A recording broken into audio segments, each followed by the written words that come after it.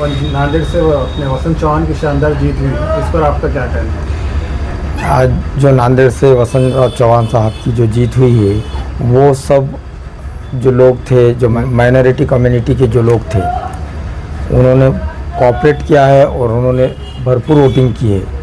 उसकी वजह से उनकी जो इतनी लीडिंग आई है और सेकुलरिज्म की जीत है।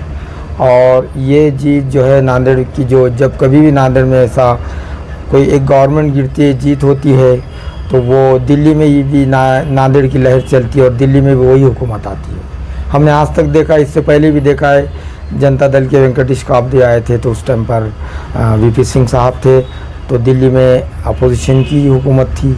और आज भी इंडिया गठबंधन की गवर्नमेंट जो है वो दिल्ली में बनने जा रही है और वो लोग कोशिशें पूरी कर रहे हैं। राहुल गांधी और राष्ट्रीय अध्यक्ष कांग्रेस के खड़से साहब इंशाल्लाह वो बन जाएंगे गवर्नमेंट। लेकिन हमारे लिए तो एक खुशी की बात यह है, जो यहाँ पे तानाशाही चल रही थी, वो तानाशाही पर ब्रेक लग जाएगा और बिना किसी वजह के लोगों के घर गिरा दे रहे थे, बुलडोज़र चला दे रहे थे और लोगों को इतना हरासमेंट कर रहे थे। अच्छे अच्छे लोग परेशान थे।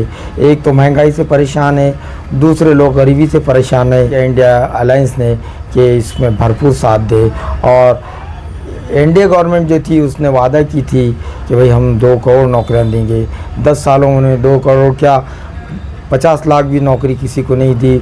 उल्टा इस भारत की जो संपत्ति थी उसको प्राइवेट किया, जैसा रेलवे है और एयर इंडिया है, तमाम ऐसे एक एक करके सब प्राइवेट कंपनी को दे दिया है।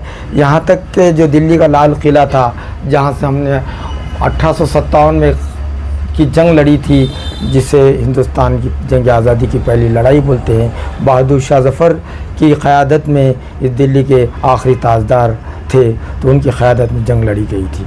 उस किले को भी अदानी अंबानी रिलायंस ग्रुप को दे दिया गया है। तो इससे बड़ी बात क्या हो सकती है कि हिंदुस्तान की संपत्ति को आहिस्ता आहिस्ता प्राइवेटाइजेशन किया जा रहा है। उसको देखते हुए भारत की जनता ने ये फैसला किया कि हम इस गवर्नमेंट को चेंज करेंगे और इसके बजाय एक हम ऐसी सेकुलर हुकूमत लाएंगे जो कि सर्वधर्म समभाव का काम करेंगे। मैं इस पर यही कहना चाहता हूँ कि चुस्ती ने इस जहाँ में पैगाम हक़ सुनाया, नानक में जहाँ में पैगाम हक़ सुनाया, मेरा वतन यही है मेरा वतन।